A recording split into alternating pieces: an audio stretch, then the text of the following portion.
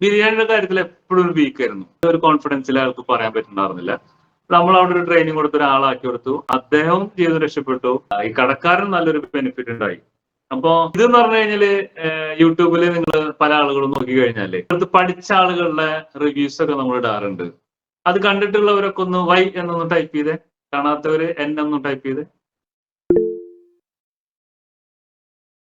സന്തോഷ്, ജീവൻ, Razak, Shameer, Basheer, Ashkar, Muhammad, Abdul Rasheed, Hasina, Ansiya, Shafi, Nikhil, Satheesh. Okay, അപ്പൊ ഇതിലെ നമ്മള് ഇന്ത്യയിലെ പ്രധാനപ്പെട്ട ബിരിയാണികളാണ് പഠിപ്പിക്കുന്നത്. അതിലെ എല്ലാത്തിന്റെ ഒരു ബേസിക് ഫോം, നിങ്ങൾക്ക് വേണമെങ്കിൽ അതിന് ഡെവലപ്പ് ചെയ്യാവുന്ന ഒരു രീതി, അതുപോലെ തന്നെ എക്സ്പെൻസ് കുറയ്ക്കാവുന്ന ഒരു പരിപാടി ഉണ്ട്. യുനസ്, ഈ എക്സ്പെൻസ് നിങ്ങൾ കൂടെ വന്നപ്പോ കണ്ടല്ലോ, എക്സ്പെൻസ് കുറയുന്നത്. അത് കണ്ടിട്ട് തോന്നുന്നത് ഏകദേശം ഞാനൊരു 4 ലക്ഷത്തോളം ലോസിലാണ് ഇപ്പൊ ഷോപ്പ് പോണത്. ഒരു 2-3 മാസത്തിനുള്ളിൽ, ഇപ്പത്തെ ഞാൻ എൻ്റെ ഒരു മനസ്സിലുള്ള ഒരു 2-3 മാസത്തിനുള്ളിൽ എനിക്ക് അതിനെ കവർ ചെയ്ത് പ്രോഫിറ്റിലേക്ക് എത്തിക്കാൻ കഴിയും. കാരണം പച്ചക്കറി ബില്ല്, അതായത് വെജിറ്റബിൾ ബില്ല് പണ്ടാരി എഴുതല്, ഓരോ 20-30 കിലോനൊക്കെ ഉള്ളി ഒരു ദിവസം എന്താണ് അളവെന്ന് എനിക്കും അറിയില്ല, അവർക്കും അറിയില്ല. ആ രൂപത്തിൽ പോകുന്ന ബില്ല് ഒരു മാസം വേണ്ട, ഒരാഴ്ച കൊണ്ട് തന്നെ അത്രത്തോളം കുറക്കാൻ എന്നെ കൊണ്ട് കഴിയും എന്നുള്ളത് അത്രയും ഞാൻ ഉറച്ചു വിശ്വസിക്കുന്നു. പിന്നെ ഞാനിനി എന്റെ സ്ഥലം പറഞ്ഞു, അടുത്ത ആഴ്ച മുതൽ ഇൻഷാള്ള സാർ എല്ലാ കാര്യം സെറ്റ് ചെയ്ത് തന്നിട്ടുണ്ട്. അടുത്ത ആഴ്ച മുതൽ ചെങ്കോട്ടിൽ വരികയാണെങ്കിൽ നല്ല ബിരിയാണി അവിടുന്ന് കഴിക്കാം എന്നുള്ളത് ഷുവറായിട്ട് ഞാൻ പറയുന്നത്. അടുത്തുള്ള ആളുകൾക്കൊക്കെ അവിടേക്ക് സ്വാഗതമുണ്ട്. ഞാൻ ഒന്നും കൂടി നിങ്ങൾക്ക് എന്ത് ചെയ്യാ, ഒന്നും കൂടെ അറിഞ്ഞുകൊണ്ട് കഴിച്ചുകൊണ്ട് വരാം. 30,000 സാലറിയിലാണല്ലോ സാറാ? 35 എത്ര സാലറി? സ്റ്റാർട്ടിംഗ് സാലറി 30-ലാണ് ആള് പോണത്. ഇപ്പൊ എന്റെ അടുത്തുനിന്ന് പഠിച്ച ആളുകൾ ഇപ്പൊ ചാവക്കാട് സ്റ്റാർട്ട് ചെയ്തിട്ടുണ്ട്. പൊന്നാനി 2 കടകള് അതിന്റെ ഓണേഴ്സ് വന്ന് പഠിച്ച് അവർ ചെയ്യുന്നുണ്ട്. കൂടെ ഉള്ള ഒരാൾ നാളെ തിരുവനന്തപുരം ജോയിൻ ചെയ്യാൻ വേണ്ടി പോകുന്നുണ്ട്. അത് ഇൻഫോ പാർക്കിൽ അയാളിപ്പോ നേരെ അങ്ങോട്ടാണ് പോണത് എന്നുള്ള വിവരം ഞങ്ങളോട് പറഞ്ഞപ്പോ നാളെ അദ്ദേഹം ഓൾറെഡി ആ IT കമ്പനിയുടെ അകത്ത് 10-12,000-ഓളം സ്റ്റാഫ് ഉള്ള ഒരു ബിൽഡിംഗ് ആണ് അവർക്ക് കിട്ടിയിട്ടുള്ളത്. 50 കിലോ ബിരിയാണി പോകുന്നുണ്ട്. പക്ഷെ ബിരിയാണി അത്ര കൊള്ളൂല എന്നുള്ള അയാൾ പറഞ്ഞു എന്റെ അടുത്ത്. അപ്പൊ നല്ലൊരു ബിരിയാണി ആക്കി മാറ്റണം. അതുകൊണ്ടാണ് നമ്മളവരെ വിളിക്കുകയും അറിയുകയും ചെയ്തിട്ട് നമ്മൾ ഇൻവൈറ്റ് ചെയ്തു. സുമേഷ് എന്നാണ് അദ്ദേഹത്തിന്റെ പേര്. അദ്ദേഹത്തിന്റെ വീഡിയോ ഞാൻ യൂട്യൂബ് ചാനലിൽ ഇട്ടിട്ടുണ്ട്. അപ്പൊ നമ്മള് സബ്ജക്റ്റിലേക്ക് കിടക്കാം. ബിരിയാണി പ്രൊഡക്ഷൻ കോസ്റ്റ് ആണ് എഴുതിയിട്ടുള്ളത്. നമുക്ക് 2 പീസ് ഈ പൊരിച്ച ബിരിയാണിയും ദമ്മ് ചെയ്ത ബിരിയാണി ഉണ്ട്. ദമ്മ് ചെയ്ത ബിരിയാണി ആണെങ്കിൽ പീസിന്റെ മസാലയും അതിന്റെ ആ വെള്ളത്തിന്റെ അംശം ഒക്കെ ആ ബിരിയാണിയിൽ തന്നെ കിട്ടും. നല്ല ഫ്ലേവറാണ്, നല്ല ടേസ്റ്റ് ആണ്. നേരെ മറിച്ച് ഇത് പൊരിച്ചു കഴിഞ്ഞാല് ഇവനൊന്ന് ചുരുങ്ങും. എന്ത് സാധനം പൊരിച്ചു കഴിഞ്ഞാൽ ഇവൻ ചുരുങ്ങി കഴിഞ്ഞാല് അവന്റെ അളവ് കുറയും. 100 ഗ്രാമിന്റെ നമ്മൾ ഇട്ടാൽ പോലും അത് കാഴ്ചയിൽ വരുമ്പോ ആ അളവില് വരില്ല.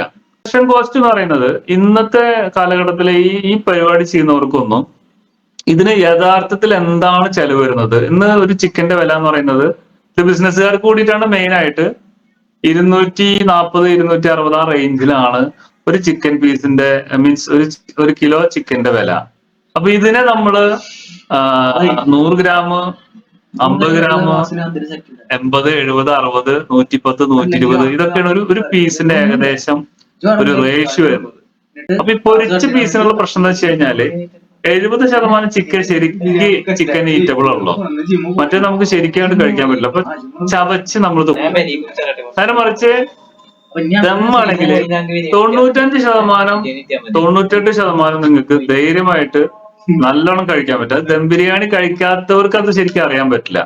പിന്നെ ലഗോൺ ചിക്കനാണ്. ലഗോൺ ചിക്കനിലാണ് കോഴിക്കോട് കുറെ ഭാഗത്ത് ചെയ്യുന്നത്.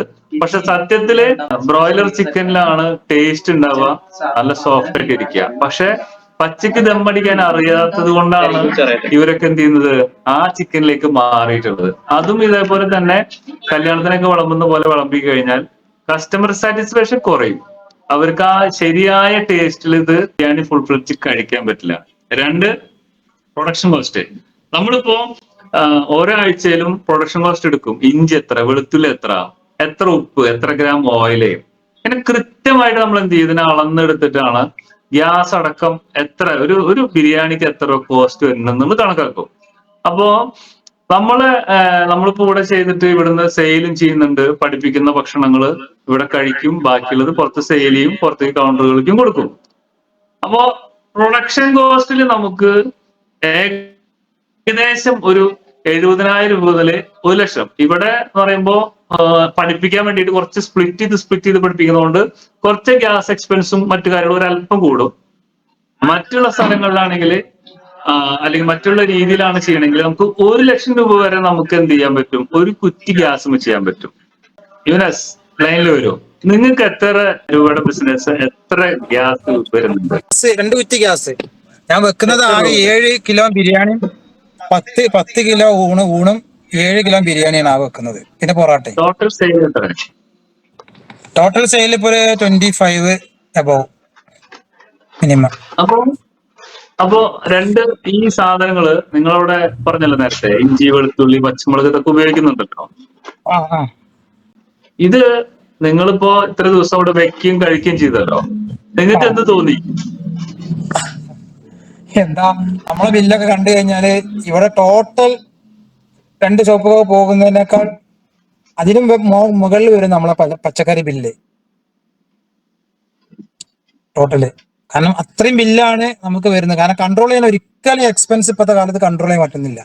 ഇപ്പൊ ഈ എക്സ്പെൻസ് വളരെ ചുരുക്കം. നമ്മൾ എക്സ്പെൻസ് ചുരുക്കൽ, ഞാൻ ഹോട്ടലിൽ ഇത്രയും വർക്ക് ചെയ്തുകൊണ്ട് എക്സ്പെൻസ് ചുരുക്കൽ എന്താ, കുറഞ്ഞ റേറ്റിന് എവിടെയെങ്കിലും കിട്ടുമോ എന്ന് നോക്കിയിട്ട് ആ ഒരു സാധനം വാങ്ങിയിട്ടാണ് നമ്മൾ ഇതിൽ ചെയ്യുക. അപ്പൊ കോസ്റ്റ് കുറക്കാൻ വേണ്ടിയിട്ട് ചെയ്യും. ഈ കോസ്റ്റ് കുറയുമ്പോൾ നമ്മളെ ക്വാളിറ്റി കുറയും. ഇത് കോസ്റ്റ് വളരെ കുറച്ചിട്ട് ക്വാളിറ്റി ഇതുവരെ കഴിക്കാത്ത ഒരു ടേസ്റ്റ് കിട്ടിയ ഒരു ബിരിയാണി അത് ഇവിടെ മാത്രമേ ഉള്ളൂ. കാരണം ബിരിയാണിക്ക് എവിടെ പോയാലും, എത്ര കാലം പോയാലും, ഗൾഫിൽ പോയാലും പുറത്തു പോയാലും ലണ്ടനിൽ പോയാലും ബിരിയാണി കഴിക്കുന്നവര് ഉണ്ടാവും. കാരണം മന്തി ഇതൊക്കെ നമ്മളൊരു പരിധി വരെ ഉള്ളു. അപ്പൊ അതില് അത്രത്തോളം കോൺഫിഡന്റോട് കൂടിയിട്ടാണ് ഞാൻ സംസാരിക്കുന്നത്. കാരണം അത് ഇപ്പോ 8 കൊല്ലമായിട്ട് ബിരിയാണി ചെയ്യുന്നുണ്ട്. ബിരിയാണിക്ക് എത്ര തരം അരികളുണ്ട്, എന്തൊക്കെ അറിയാമായിരുന്നു? അറിയില്ല. ഇവിടെ വന്നിട്ടാണ് ഞാൻ ഇപ്പോ എഴുതിയെടുത്തിട്ട് കുറച്ച് അരികളെ പേരും കാര്യങ്ങളും ഇപ്പോഴാണ് മനസ്സിലാക്കിയത്. എനിക്ക് കയമ, ജോക്കർ 2 അരിന്റെ പേരേ അറിയുള്ളൂ ശരിക്കും പറഞ്ഞാൽ. ഓരോ ഉണ്ട്, ഇത്ര ബ്രാൻഡ് ഉണ്ട്, ആ ബ്രാൻഡിന്റെ നേരെ ഇത്രത്തോളം ഐറ്റംസ് ഉണ്ട് എന്നുള്ളത് ആദ്യമായിട്ട് 8 വർഷത്തെ എക്സ്പീരിയൻസ് ഞാൻ ആദ്യമായിട്ട് അത്രയും ഐറ്റംസ് അരി കേൾക്കുന്നത്, അറിയുന്നത്. ഹൈദരാബാദി കേട്ടിട്ടല്ലേ ഉള്ളോ? കേട്ടിട്ടുള്ളൂ. യഥാർത്ഥ ഹൈദരാബാദ് കഴിച്ചത് യഥാർത്ഥ ബിരിയാണി, ദം ബിരിയാണി. എല്ലായിടത്തും വലിയ ബോർഡ് വെച്ചിട്ടുണ്ടാവും ദം ബിരിയാണി എന്ന്.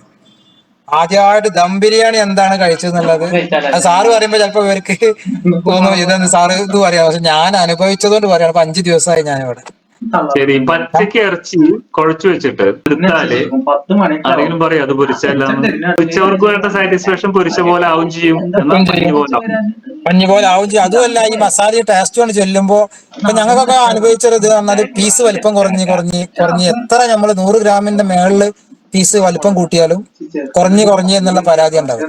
ഈ ഒരു മസാല ഈ ഒരു ഇത് കഴിക്കുന്നതോട് കൂടിയിട്ട് ആ ഒരു സംഭവം ഉണ്ടാവില്ല. അപ്പൊ അവിടെ നമുക്കൊരു ബെനിഫിറ്റ് ആണ്. കാരണം 100 ഗ്രാം പീസ് ഇടേണ്ട സ്ഥലത്ത് 60 ഗ്രാമിന്റെ 2 പീസ്, 100 ഗ്രാമിന്റെ 2 പീസ് ഇടുന്നോടത്ത് 60 ഗ്രാമിന്റെ 2 പീസ് ഇട്ട് കഴിഞ്ഞാൽ 100 ഗ്രാമിന്റെ എഫക്ട് കിട്ടും ചെയ്യും, കസ്റ്റമർ സാറ്റിസ്ഫൈഡ് ആയി പോവുകയും ചെയ്യും. കംപ്ലൈന്റ് അതാണ്, പൈസ കൂടുതലാവുമ്പോ പിന്നെ പീസ് വലിപ്പം കുറവാണ്, മസാല ശരിയില്ല, അതില്ല മസാലൻ്റെത്. ഇതില് ആ ഒരു കംപ്ലൈന്റ് വരൂല. ചെറിയൊരു പീസ് എത്ര കൊടുത്താലും അത് ബാധിക്കൂല. ഞാൻ അവിടെ വന്നിട്ട് ഫസ്റ്റ് ഒരു ബിരിയാണി കഴിച്ചിട്ട് എനിക്ക് അത് തോന്നിയത്. അപ്പൊ ഞാൻ നോക്കിയിട്ട് പിന്നെ ഞാൻ ചോദിച്ചു എത്ര ബിരിയാണിന്റെ പീസിന്റെ ഇത് ചോദിച്ചപ്പോഴാണ് ഞാൻ അത്ഭുതപ്പെട്ടത്. കാരണം എനിക്ക് പോലും അത് ഫീൽ ചെയ്തില്ല അത് ആ ഒരു 60 ഗ്രാമിന്റെ പീസാണ് എന്നുള്ളത്. നമ്മൾ 100-110 ഗ്രാം ചിക്കൻ കൊടുത്താലും കംപ്ലൈന്റ് തീരില്ല. അതെന്തുകൊണ്ടാന്ന് വെച്ച് കഴിഞ്ഞാൽ കൃത്യമായിട്ടുള്ള മസാലയും അതുപോലെ തന്നെ ഈ കഴിക്കുന്ന സാധനം കൃത്യമായ രുചി ഉണ്ടെങ്കിൽ അത് നമുക്ക് അവിടെ സാറ്റിസ്ഫൈഡ് ആക്കാൻ പറ്റും. പിന്നെ ഞാനിവിടെ ബോർഡിൽ എഴുതിയിട്ടുണ്ടായിരുന്നത് ഒരു ബിരിയാണിക്ക് വരുന്ന കോസ്റ്റ് ആണ്. ഒരു ബിരിയാണിക്ക് വരുന്ന പ്രൊഡക്ഷൻ കോസ്റ്റ്, തലശ്ശേരി ബിരിയാണി എന്ന് പറയുന്നത് TB എന്നാണ് നമ്മൾ അതിനൊരു കോഡ് എഴുതിയിരിക്കുകയാണ്. HB എന്ന് പറയുന്നത് ഹൈദരാബാദി മോഡ് ബിരിയാണിയാണ്. അപ്പൊ തലശ്ശേരി ബിരിയാണി